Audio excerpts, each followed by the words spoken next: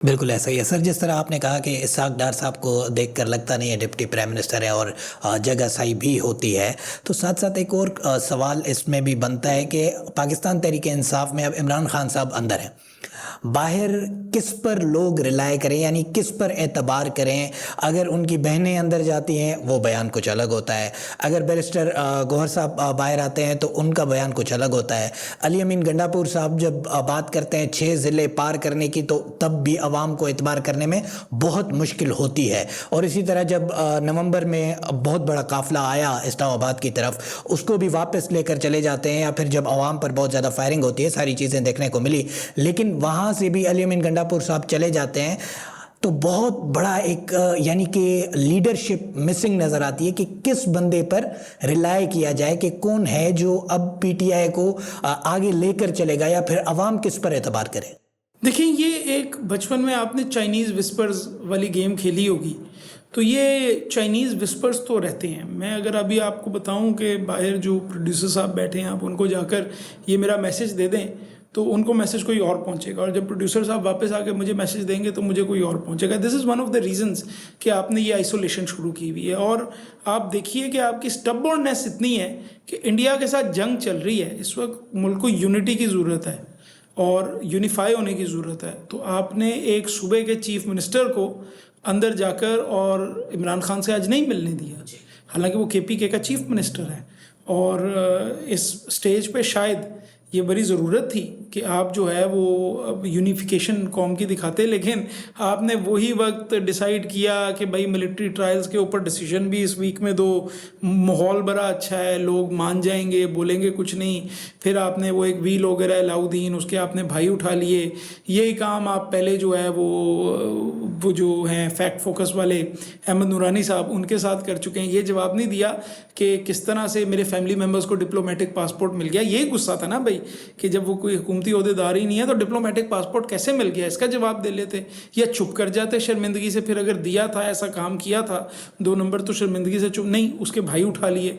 इस वक्त भी आप देख लीजिए तो मिलने नहीं दिया खान साहब से। इस वक्त भी लोगों के घरों में रेड हो रहे हैं, इस वक्त भी लोगों को पकड़ धकड़ जारी है। तो इस वक्त भी नज़र तो ये आ रहा है कि बजाय इसके कि एक इतना बड़ा दुश्मन आपके साथ खड़ा है उस पर फोकस करें, आपका अभी भी जो वो है वो सारा इंटरनल पॉलिटिक्स के ऊपर आपका ध्यान है, और आप ये मैनेज कर रहे हैं कि मीडिया पे क्या चल रहा है और क्या नहीं चल रहा है और ये कौन सा मुल्क होता है। बट ड्यू रिस्पेक्ट, मैं बहुत कॉम्पिटेंट जनरल होंगे, बट कौन से मुल्क में होता है कि भाई आप एक सिविल इंटेलिजेंस के चीफ भी होते हैं। वो inter service intelligence is a civil agency, because वो तीनों आर्म्ड फोर्सेस को जो है रिप्रेजेंट करती है और प्राइम मिनिस्टर को रिपोर्ट करती है।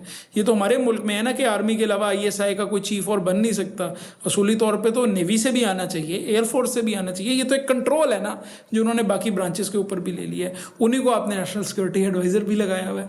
तो कौन से मुल्क में दुनिया के होता है? मुझे कोई मिसाल बताइए, कोंगो शोंगो या सोमालिया की मिसाल ना दीजिएगा प्लीज़। कोई मिसाल बताइए जहाँ वही बंदा DG ISI भी हो और वही बंदा नेशनल सिक्योरिटी एडवाइजर भी हो, क्योंकि नेशनल सिक्योरिटी एडवाइजर का जो स्टेटस होता है वो फेडरल मिनिस्टर के बराबर होता है।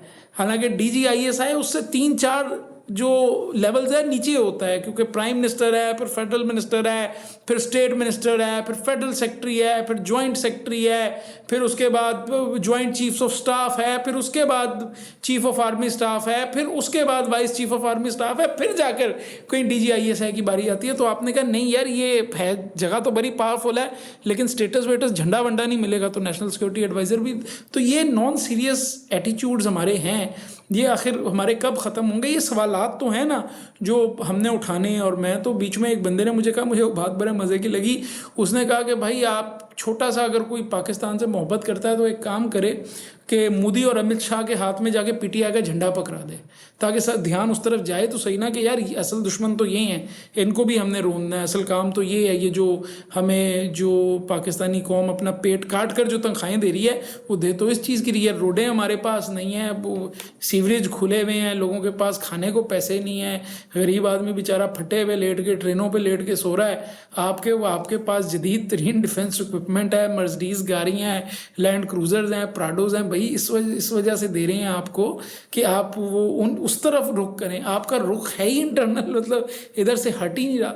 तो ये सवाल तो एक है, और मेरे ख्याल में इस वक्त जब आपको नेशनल यूनिटी की बड़ी ज़रूरत थी, better sense should have prevailed. आप ये नहीं हो सकता शहबाज कि आप मुझे कहें फॉर एग्जांपल कि आप दिल से मेरे बड़े साथ हैं, लेकिन हर 2 मिनट बाद आके मुझे एक थप्पड़ मार दें, तो पाँचवें थप्पड़ के बाद मैं भी कहूँगा कि यार भाई ज़रा थोड़ी अकल करो, थोड़ी सी तो जो है देखो कि तुम कितने मुनाफिक हो, तुम्हारे रवैये में और तुम्हारी बातों में क्या फ़र्क है। तो वही हुकूमत जो पार्लियामेंट में खड़े होकर कहती है कि कुछ टाइम के लिए डिफरेंसेस सेट असाइड कर दें और आपस में बैठकर बात कर लें और हम आज इकट्ठे हैं, वही हुकूमत फिर ये सारे काम भी करवा रही है। तो ये आपको पता है कि आरिफ अलवी साहब के ऊपर ब्लास्फेमी का केस डाला है, यानी ये किसी कोई हुकूमत करती है इस टाइप का काम कि FIA ने ब्लास्फेमी का केस डाला है। कितनी ख़तरनाक चीज़ है ये, हम नहीं समझते इस माशरे में ये चीज़ कितनी ख़तरनाक है कि किसी भी वक्त कुछ भी हो सकता है, बट इस लेवल तक वो जा रहे हैं। और उसके बाद पूरी फैमिली के अकाउंट्स ब्लॉक कर दिए कि 1-1 रुपए को ये लोग जो हैं वो कोई खुदा न खास्ता मुताज हो जाए। रिस्क तो ज़ाहिर अल्लाह ताला के हाथ में, तो अभी भी सारी जो टेंशन है वो इंटरनल लुकिंग है, वो जो असल एनिमी है उसकी तरफ नहीं है। और इस सब में मेरे ख्याल में तो पहला काम हुकूमत को ये करना चाहिए था कि अगर वो चाहते थे कि PTI आए और वो ऑल पार्टीज कॉन्फ्रेंस में आके ब्रीफिंग भी ले, हालांकि the DGISPR is nobody to give a briefing to the parliament. Who is he? The parliament should call him and question him कि you are the DGISPR, हम आपसे सवाल पूछेंगे, आप कौन होते हैं हमें ब्रीफिंग देने वाले। आर्मी चीफ साहब भी गए थे, उन्होंने आपको पता है वो 45 मिनट खिताब भी वहाँ पे किया था, एंड में मशवरे भी दिए थे पार्लियामेंटेरियंस को, दुआ भी पढ़ाई थी। भाई पार्लियामेंटेरियंस उनसे पूछें भाई आप कौन है हमें दुआ पढ़ाने वाले, वो तो हम आपको बताएंगे कि कौन सी दुआ पढ़नी है और किस तरफ को जाना है और आपकी पॉलिसी क्या होनी है। बट ये सारा कुछ इस मुल्क में चल रहा है। तो अगर ये हुकूमत वाकई सीरियस होती, सबसे पहले तो खान साहब को जो है पेरोल पे बाहर लेके आती, बिठाती ऑल पार्टीज कॉन्फ्रेंस पे, कहती अभी हम सारे इकट्ठे हैं, अभी इंडिया से लड़ते हैं, बाकी बाद में बैठेंगे और हम फिर आपस में फिर जेलें शेलें क्या है, आ जाती हैं चली जाती हैं। ये कोई वो नवाज शरीफ तो है नहीं कि उसने कहीं लंदन भाग जाना है फ़ौरन, तो दोबारा इस जगह पे आ जाते हैं। बट अब ये इतनी मुनाफिकाना आपका रवैया हो तो ये सारा तो होगा।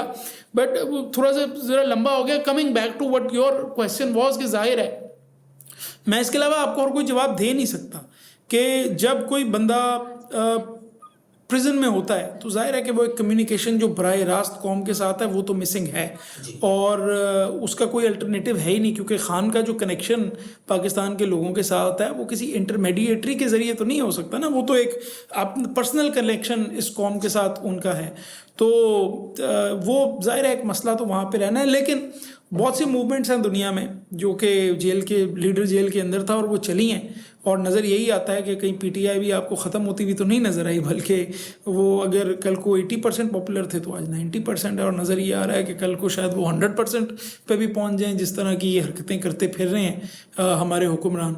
तो मूवमेंट तो अलाइव है। नेल्सन मंडेला की मिसाल आपके सामने है, उसकी मूवमेंट कोई ख़त्म तो नहीं हो गई थी, तो मूवमेंट आपके सामने है, वो चलेगी। और मेरे ख्याल में तो और कोई रास्ता है नहीं कि खान साहब ने जो है वो एक दिन जो है वो बाहर आना है, वो दिन बड़ा जल्द है। और ये जो निज़ाम हाइब्रिड आप लेके चलना चाहते हैं ये तो आप लेकर नहीं चल सकते, क्योंकि ये कहना पाकिस्तान में कि देखो मैंने कानून पार्लियामेंट से पास करवा लिया और अब मेरी 10 साल की नौकरी पक्की है और मैं 10 साल आर्मी चीफ रहूँगा, ये हम सबको पता है कि पाकिस्तान में सिचुएशन यूँ से यूँ और यूँ से यूँ हो जाती है।